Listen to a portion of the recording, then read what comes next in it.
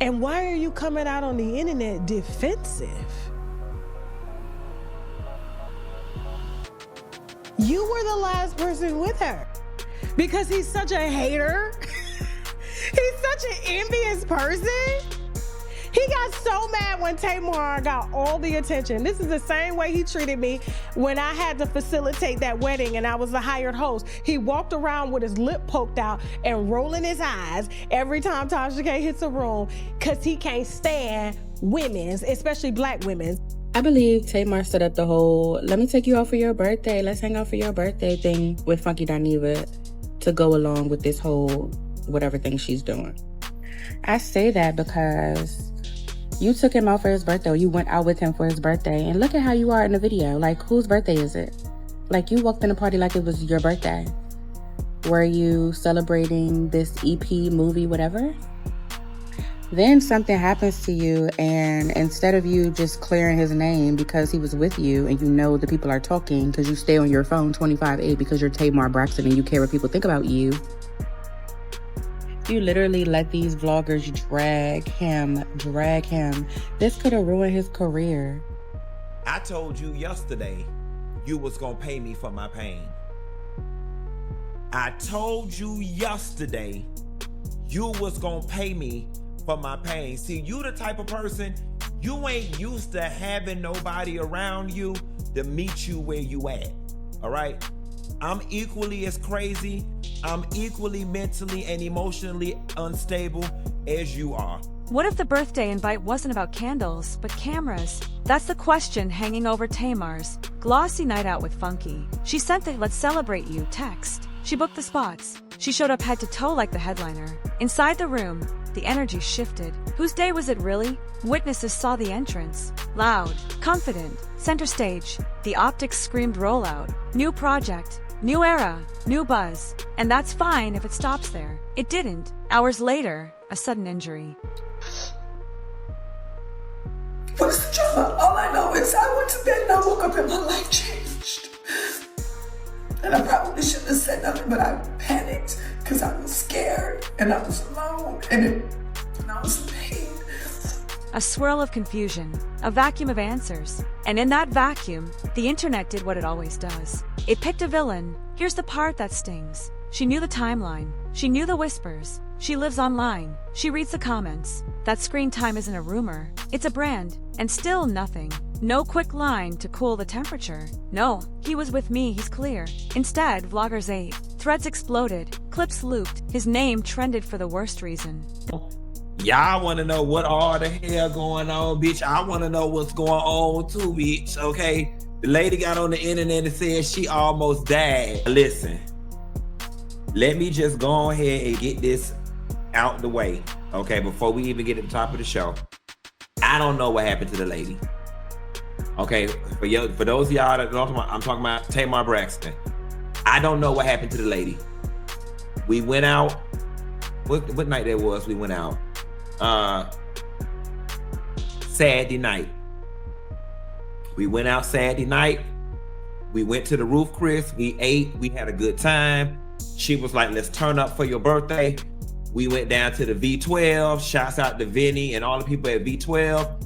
That's the video y'all saw. This wasn't just messy. It was risky. Careers are built on trust and timing. They're broken the same way. Every hour of silence felt like a choice. Every choice felt strategic. And that raises a harder question. Was the spotlight the goal all along? Because the vibe, that night, said campaign. A party that played like a premiere. The crowd, the cameras, the walk-in that screamed, "It's my moment." Then the crisis, then the quiet, then the dragging. If it was negligence, it's careless. If it was calculation, it's cold. Either way, the damage spread fast. Tamar's silence when Funky was dragged, followed by her bite-sized jabs, created a rolling headline. And once she cracked the door open, he barged through it. Their beef transformed into public theater, complete with allies and enemies choosing sides. Enter Tasha K, known for her own messy feuds, who planted her flag firmly on Tamar's side. Her reasoning? She says she's seen Funky's dark side up close. According to her, he's a man who tears down women, especially black women, with a venom that doesn't let up. Because he's such a hater. He's such an envious person. He got so mad when Tamar got all the attention. This is the same way he treated me when I had to facilitate that wedding and I was the hired host. He walked around with his lip poked out and rolling his eyes every time Tasha K hits a room because he can't stand women's, especially black women. She called him low down, the kind who labels women with insults and thinks nothing of it. That endorsement gave Tamar backup, but it also raised the stakes. Because if Tasha K is in your corner, you're no longer just battling rumors. You're front page gossip guaranteed. The story isn't just Tamar versus Funky anymore. It's a triangle, with another loud voice amplifying the noise. Suddenly, what could have been brushed off as friends falling out looked like something more toxic, more intentional. And once allies enter the ring, the public leaned in even closer. But what set the match ablaze was what came next. It started with a shocking post. Tamar Braxton appeared online, shaken and fragile, claiming she nearly lost her life. A fractured nose, 4 teeth gone, bruises she couldn't explain. The image was raw, and the words even more alarming. She didn't remember what happened. For fans, it was heartbreaking. For the internet, it was fuel. Within minutes, theories filled the gaps her silence left behind. And one name kept circling at the center, Funky Dineva. Why? Because the night before, he was with her. The dots connected themselves, whether true or not. In the court of public opinion, facts don't always matter. Optics do. What is the drama? All I know is I went to bed and I woke up and my life changed. And I probably shouldn't have said nothing, but I panicked because I was scared and I was alone and I was in pain. And that's it. I don't have to lie. I got money. I have success. I don't have to lie about anything. Tamar's announcement framed a narrative of sudden tragedy, but the unspoken detail was louder. She had company the night before. Funky became suspect number 1. Comment sections exploded with accusations. Headlines whispered about abuse. Screenshots spread like wildfire. In the minds of many, guilt was assumed before he even opened his mouth. Funky also seemed on board with that, and it looked like the two of them had their kumbaya moment and became friends again. But girl, it took Tamar less than 5 business. It was the perfect storm. Tamar's star power, her history of public struggles, and the timing of it all. But behind that story, a darker implication lurked. Was Tamar's silence on Funky's involvement deliberate? Was her post crafted to stir sympathy while letting suspicion hang heavy in the air? Her brand has always thrived on transparency, on letting fans in. Yet this time, she left the biggest question unanswered. And the internet filled in the blanks with claws out. The silence wasn't neutral. He said, damning. I woke up this afternoon Funky, and shots were fired, it so I'm firing back. I am a rich white woman. I have no job. I have nothing to do all day, every day. I have nothing but time. Is you finished or is you done since you the rabbit holding the gun? If you bad as you say you is, when then Funky shoot. Dineva finally spoke, he didn't hold back.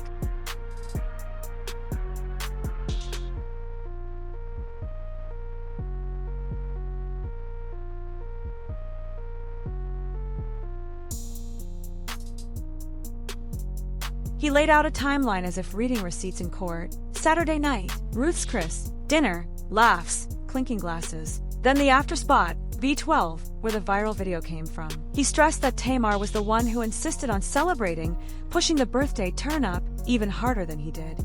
She said that her voice was her PR stunt, and the stunt that Funky wanted to pull didn't land the way he thought it would. Painted the picture of a normal night out, good food, good music, no tension, no signs of disaster looming. And then, he stopped the story right there. He didn't know what happened to Tamar afterward. No shady detours, no secret fights, just dinner, drinks, and done. The subtext was sharp. Funky wasn't just defending himself, he was disarming the rumors. By being detailed, almost casual, he framed himself as the rational one in the chaos. We had fun. We parted ways. After that, Tamar finally came out and said something. She explained that she was really in the hospital, that she loved Funky, and wanted to move on from everything and heal. Jealous, or toxic, his retelling offered a calm contrast. But calm doesn't erase suspicion. And once the internet smells blood, it doesn't let go. Funky's words were a shield, but shields don't always stop the arrows. Especially when Tamar herself wasn't backing him up. And what came next showed just how quickly public loyalty can flip. In the span of hours, the narrative flipped like a coin. At first, the mob was after Funky. He was labeled the bad friend, the bitter man who couldn't stand black women, the jealous hanger-on. But then Tamar's album trailer dropped, and suddenly, everything looked staged. The timing was too neat, the sympathy too perfect, the story too convenient. Fans started whispering about PR stunts, about desperation for headlines. The sympathy Tamar had earned started to evaporate, replaced by skepticism and even disgust. People demanded accountability. Why hadn't Tamar defended Funky if she knew he was innocent? Why let him take the hits while she teased a rollout? Screenshots of old posts were dissected. Fans pulled quotes, analyzed tone, judged her silence a strategy. Some called it narcissism. Others flat out branded her a manipulator. Tamar Braxton is talented, but her spirit is nasty. Y'all excuse her behavior because she's Tony's sister and y'all love watching a train wreck. Whether the injury was real or not is irrelevant. How she handled it was trashy. Tamar is like that one family member or friend who you always have to go no contact with to protect your peace of mind because their toxicity will cause a disturbance to your mental health. She's an agent of chaos. Tamar Braxton is the definition of the boy who cried wolf. Sleepwalking, having a dentist release a statement diagnosing a sleeping disorder. She's an attention seeker, has borderline personality disorder, and suicidal as well. Her brand image, already fragile, took another blow. And the harshest critiques came from fans who once championed her. Even still, a loyal few argued it was all just a misunderstanding, clumsy but not cruel. But in an age where perception is everything, the damage was done. Funky had gone from villain to victim, and Tamar was looking like the mastermind. Eventually, Tamar broke her silence again. This time, her tone was softer. She admitted she had been in the hospital for real, recovering from injuries that left her shaken and afraid.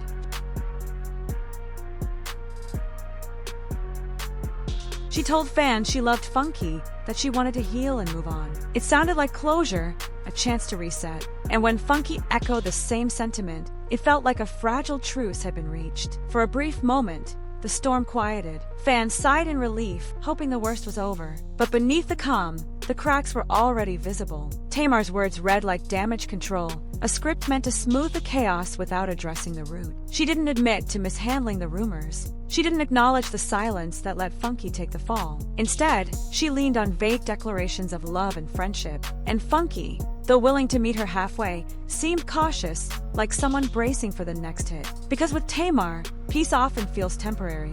And in less than a day, that suspicion proved right. She wasn't done. She was just reloading.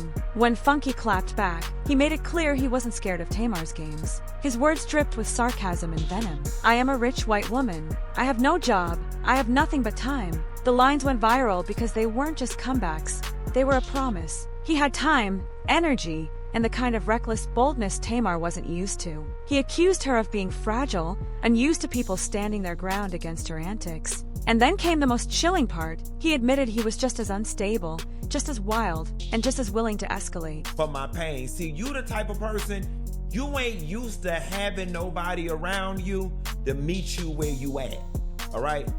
I'm equally as crazy.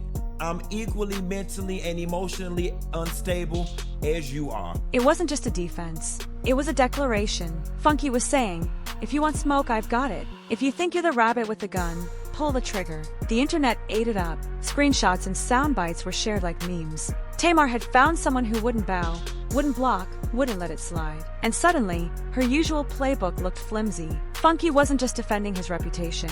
He was threatening to drag her deeper than she'd ever gone before. And the fallout was immediate. Tamar wasn't about to sit quietly while Funky stole the narrative. She returned to social media with her own defense, this time painting herself as a victim of circumstance. She explained she had been in the hospital for 5 days, panicked and in pain, too overwhelmed to manage public perception. She insisted she didn't need to lie because she had money and success already. Then she pulled out the friendship card, reminding the world that she had paid for Funky's birthday party.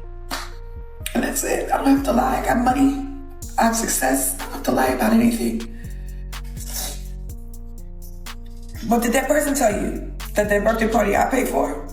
To her, that was proof she couldn't possibly be a bad friend. But the message fell flat. Instead of clearing the air, it raised eyebrows. Buying drinks and paying for dinners doesn't erase silence when a friend's reputation is at stake. In fact, her framing sounded transactional, as if generosity bought her loyalty points. The subtext was clear. She wanted credit for doing good friend things while dodging the real issue. And then came the sharpest cut. She implied Funky might be on drugs. She didn't say it outright, but the hint was there, a toxic breadcrumb left for fans to chew on. It was a familiar Tamar move, throw shade, then retreat behind claims of wanting peace. But instead of cooling things down, it only made Funky more determined to keep swinging. Tamar tried a new tactic, laughing at herself before anyone else could. She hopped online and mocked the insults thrown her way. "I'm a Muppet. I'm a snaggertooth. I can't chew." She said it with bite, turning ridicule into performance. To some, it looked like resilience, owning the narrative before it owned her. But underneath the bravado was a clear strategy: shield herself with humor while dodging deeper accountability. By mocking herself, she hoped to make critics look petty. After all, how do you insult someone who's already saying the worst about themselves? But the self-deprecation wasn't just about image. It was her way of separating herself from Funky's attacks. She doubled down on her innocence, stressing that she doesn't use drugs, doesn't need to lie, and has nothing to prove. The insistence was sharp, as though repeating it enough would erase the doubts swirling online. Yet the denial itself added fuel. People began to wonder why she kept circling back to the drug rumors, why she seemed obsessed with reasserting her purity. In trying to disarm her critics, Tamar spotlighted the very claims she wanted buried. And if she hoped the theatrics would close the chapter, the opposite happened. The story only grew louder when someone unexpected stepped in to confirm her version of events. Just when speculation hit fever pitch, Tamar's dentist appeared on camera with a startling confirmation. She had, in fact, treated Tamar for severe injuries, fractured teeth, one tooth completely knocked out, even a fractured septum. Upon evaluation, I confirmed that she did in fact have several fractured teeth. She even had an avulsed tooth, which is a tooth that's come completely out of the socket. She also appeared to have a fractured septum. We were able to perform immediate oral surgery on her, and we were able to stabilize her for now as she continues to heal. However, she will require several appointments to get her fully to her original smile. As far as the cause, the medical team ruled out seizure, ruled out stroke, and the only thing left that it could possibly be is somnambulism, which is sleepwalking. The details were clinical, but the implications were enormous. The injuries were real. This wasn't just smoke and mirrors. The dentist even suggested sleepwalking as the most likely cause after ruling out seizures and strokes. Suddenly, the PR stunt theory didn't look so certain. The revelation shifted the conversation yet again. Tamar wasn't faking her pain. She had medical evidence. But here's where it got messy. The truth about her injuries didn't erase her silence, her shade, or her treatment of Funky. Fans were caught in the middle. Yes, she was hurt. Yes, she had surgery. But did that justify letting Funky's name rot online for days? The dentist's testimony softened some critics, but it also sparked new questions. Why didn't Tamar say this sooner? Why let suspicion fester if she had nothing to hide? In trying to heal her reputation with proof, she accidentally reopened the wound. And Funky, never one to let an opening go to waste, seized the chance to fire another round. Funky's response was swift and scathing. Tamar's attempt to paint herself as the generous friend backfired when he flipped the narrative. He said the whole internet saw he didn't even want to be at the club. He hated it, tried to leave, and only stay because she begged. He explained that he always pays his own way, always pulls his card, and never wants anyone to think he's using them. Her claim about paying for his party? According to him, it was simple math. She wanted to go to V12. She drank, so she paid. That's not generosity. That's just etiquette. Then came his coldest jab yet. He compared his own minor dental issue, one implant, a swollen face for a few days, to Tamar's collapse. Her whole mouth fell out, and her nose caved in, yet she was still making public appearances. The sarcasm cut deep, painting her as someone milking pain for publicity. Funky hinted he was holding back even worse truths, protecting her reputation despite her attempts to tear down his. But his restraint came with a warning.